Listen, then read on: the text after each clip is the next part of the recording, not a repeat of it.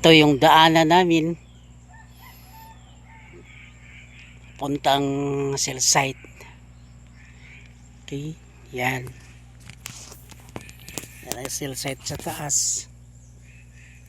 Ayan yung bakod niya nakikita, no? So bubaba na kami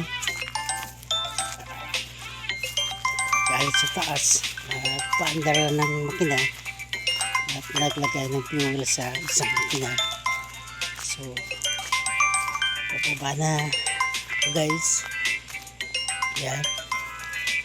Pero may tumatawag sa akin, siguro ay aking sama sa bahay. Guys, yan.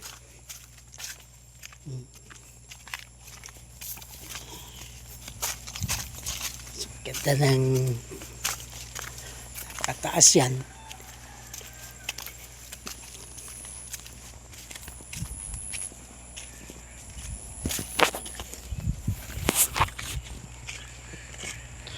So, baba na sa bahay. Ano na yung aking mga aso. Kasama ko araw-araw. Ano ba iba?